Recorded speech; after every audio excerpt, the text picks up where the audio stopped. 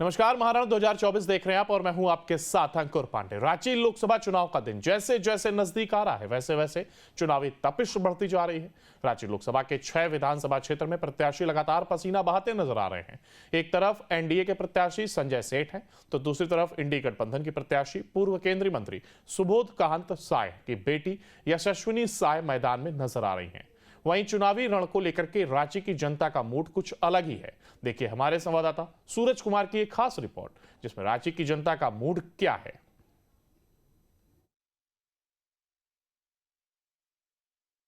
News state Bihar Jharkhand की team एक बार फिर जनता की नस टटोलने के लिए रांची लोकसभा क्षेत्र के धुरवा इलाके में मौजूद है, क्योंकि अब एक सस्पेंस थी कि आखिरकार कांग्रेस से कौन कैंडिडेट होगा, कौन उम्मीदवार होंगे। वो सस्पेंस भी अब बिल्कुल दूर हो गए हैं और तीसरे चरण हो या चौथे चरण हो, लगातार यहां पर चुनावी सरगर्मियां तेज हो गई है। इस धूप की तपिश में चुनावी रंग का माहौल कुछ और ही नजर आ रहा है। कुछ लोग हैं, रांची के लोग हैं, उनसे बात करने की कोशिश करते हैं।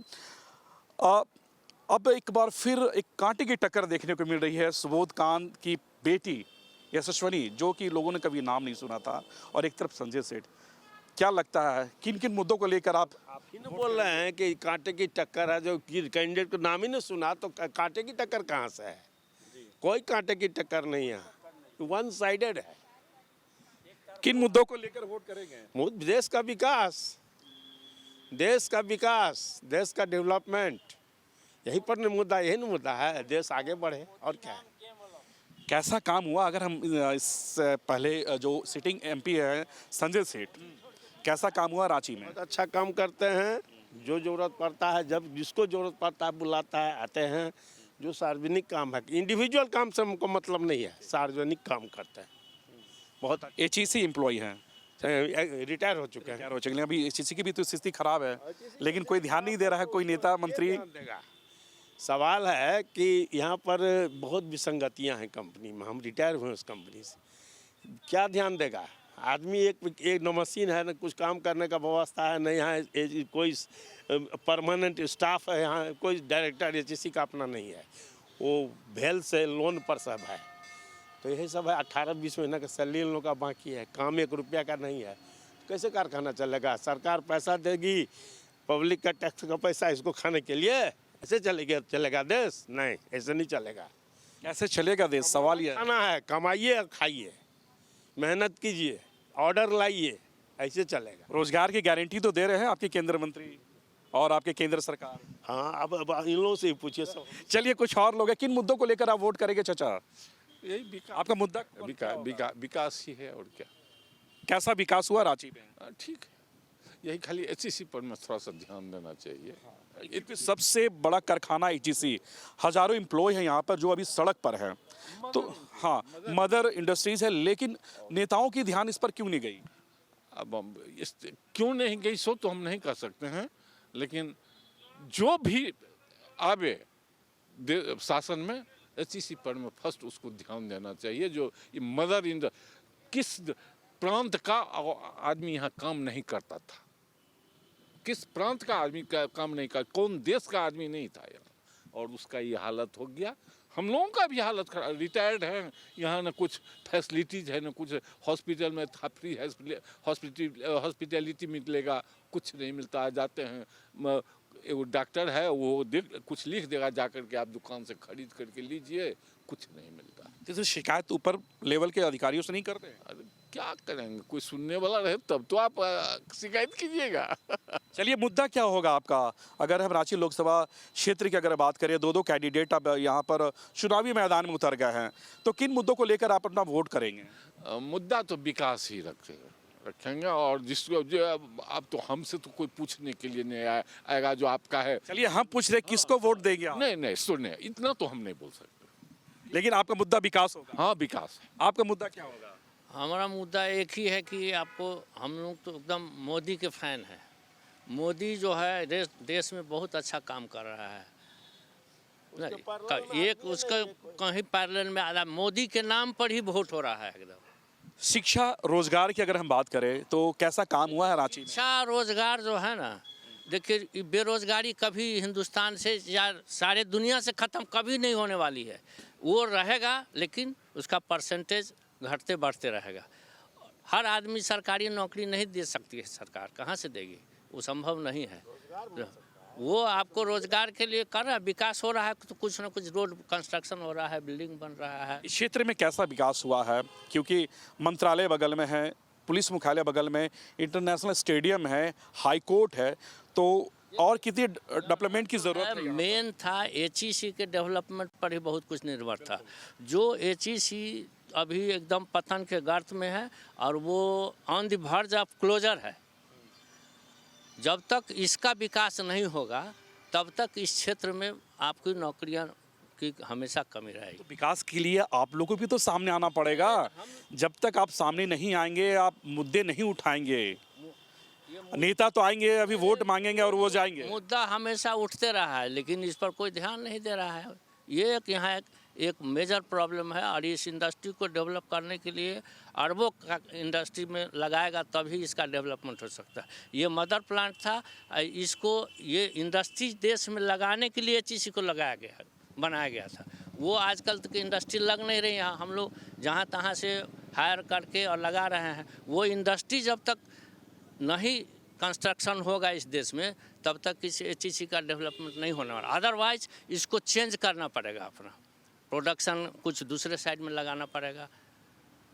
एचईसी इस क्षेत्र का एक बड़ा मुद्दा है क्योंकि मदर प्लांट एचईसी, हज़ारों लोग एचईसी में कार्यरत है, लेकिन लगभग 22 महीने से इन्हें तनख्वाह नहीं मिला, सैलरी नहीं मिली है, लोग सड़कों पर है। और ये जो तमाम लोग हैं एचईसी कर्मी हैं जो रिटायर हो चुके हैं, कुछ और लोग से बात करते हैं। क्या मुद्दा होगा इस चुनाव में इस बार लोकसभा के दौरान आपका? किन मुद्दों को लेकर आप वोट करेंगे? कोई मुद्दा नहीं है, मोदी नाम केवलम। हिंदुस्तान को मोदी कहाँ पहुँचा दिया। जो आज 70 साल हिंदुस्तान में को कोई जानता नहीं था, इसे घुमा देता था।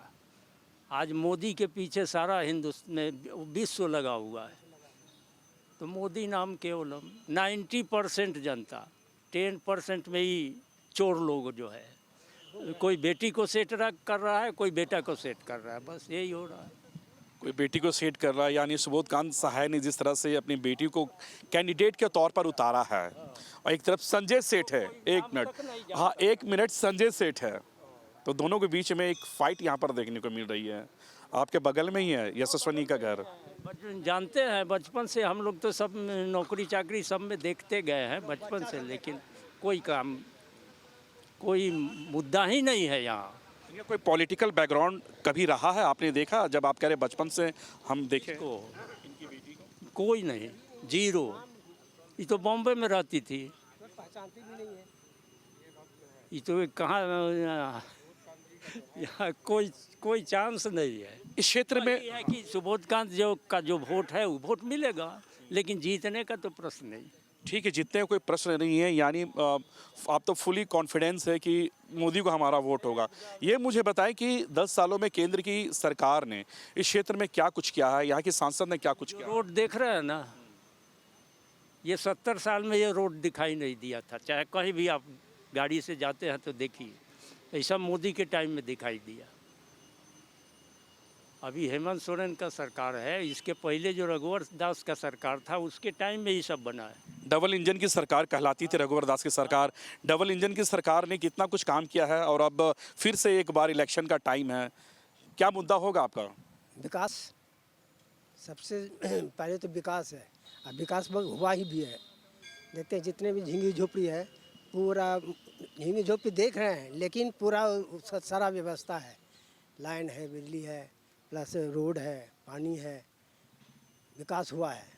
अब विकास बहुत हुआ है कि 370 हट गया और ये राम मंदिर बन गया, ये आपका 3 तलाक से हट गया, तो इससे विकास ही है ना, और इसके विकास क्या चाहिए? देश में विकास हुई है, लेकिन आप जहाँ रह रहे हैं ये रांची का इलाका है, यहाँ पे कितना विकास हुआ है? क्योंकि आपके मदर प्लांट भी बंद के कगार पर है।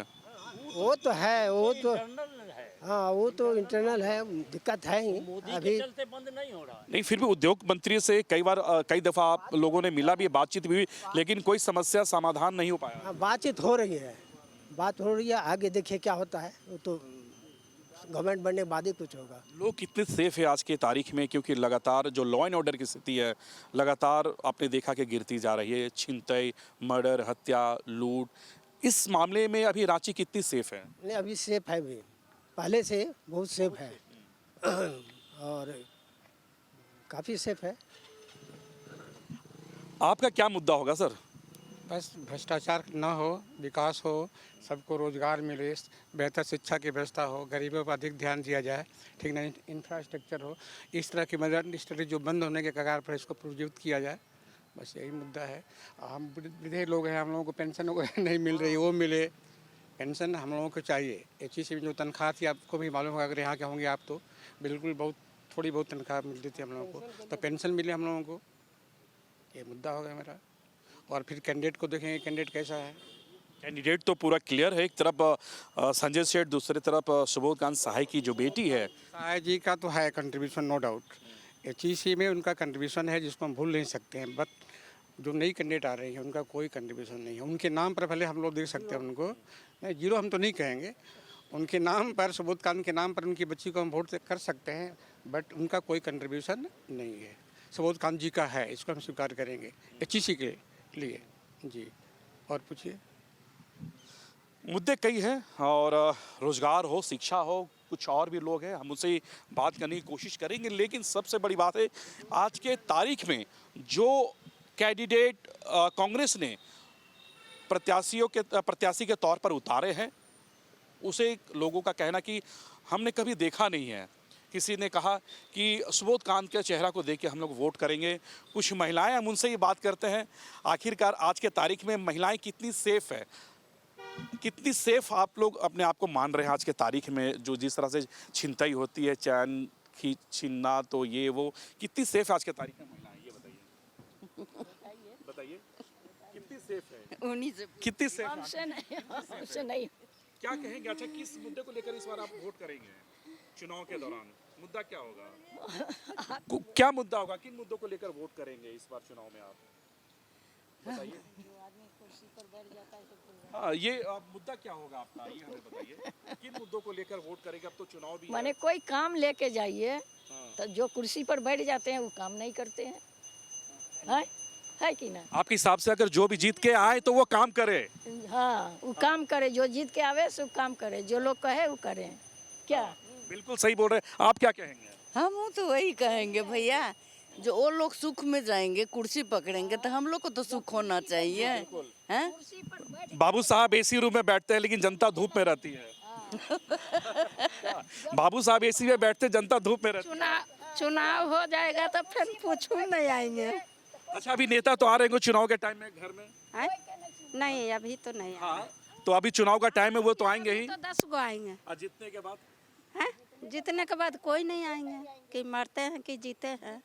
चाहे पानी की समस्या हो, बिजली की समस्या हो, कुछ नहीं होगा, आने वाला आएंगे, जिसको आना होगा वो तो आएंगे। सुबोधकांत सहाय की बेटी भी खड़ी है चुनाव में।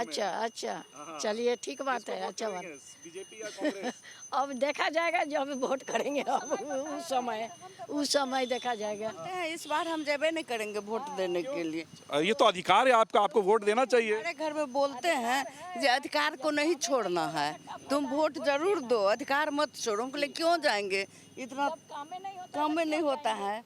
हम लोग दवा इतना महंगा खाते हैं, HEC का नौकरी में पेट भी नहीं भरता है, उस पर से 10,000 को दवाई खाते हैं, तो हम लोग को कुछ नहीं है। सीनियर सिटीजन का कुछ फैसिलिटी नहीं है, न ट्रेन में है फैसिलिटी, न दवाई का फैसिलिटी है। तो हम लोग कहते हैं जाइए, हम बोलते हैं अपना घर में जो हम इस बार नहीं जाएंगे वोट देने के लिए। वोट देना एक अधिकार है चाची। अगर वोट, आपका एक वोट बहुत महत्वपूर्ण है। चुनाव आयोग लगातार प्रचार कर रही है कि एक वोट महत्वपूर्ण है, आपको भी निकल के देना चाहिए वोट। तो वो तो हमको ले जाएंगे, बोलते हैं नहीं वोट तो देना ही है, जो मन में आएगा जिसको। किसको दीजिएगा? अभी हम कैसे बताएंगे अभी हम नहीं बता। चलिए, ये महिलाओं की टीम बैठी है। चाची, आप कुछ बोलेंगे? कथी यहाँ कैसे कहते हमरा टांग देते चल सके चल सरकार ध्यान नहीं दे रही है। सरकार कहाँ ध्यान दे, खाली पैसा टांग पिल गए थे देखिए कई महिलाएं यहाँ पे बैठी हुए हैं। आपका वोट किसके साथ है ये मुझे बताएं। को भी दे दे लेकिन कोई रोजगार नहीं दे रहा है, बेरोजगार हैं, रोजगार चाहिए। हाँ रोजगार चाहिए।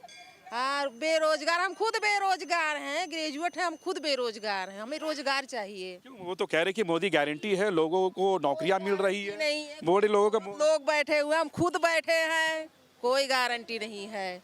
हाँ रोजगार चाहिए, सुविधा चाहिए। हाँ लेकिन अब तो दो कैंडिडेट है अब मैदान में, कि आपका वोट किसके साथ है? अब ये तो जब वहाँ जाएंगे वोट देने तब पता चलेगा, अभी तो किसी के साथ नहीं है। अच्छा शिक्षा, रोजगार और लॉ एंड ऑर्डर की अगर बात करें तो कैसा है इस जगह? अगर हम रांची लोकसभा की बात करें, मोदी सरकार में सुरक्षा मिल रही है, सबको सुरक्षा है, चोरी डकैती हर चीज मतलब सुविधा मिल रही है। ये सब चीजें कम है, चोरी डकैती नहीं हो रही है, सुविधा है, लेकिन यह कि रोजगार नहीं है। रोजगार दे रहे हैं मोदी जी, लेकिन आपका वोट रोजगार के साथ, विकास के साथ, रोजगार के साथ, सुरक्षा के साथ। हाँ पढ़ाई लिखाई की अगर बात करें तो शिक्षा के क्षेत्र में कैसा काम हुआ है? शिक्षा के क्षेत्र में बहुत अच्छा काम हुआ, सरकारी सुविधाएं मिल रही हैं बच्चों को।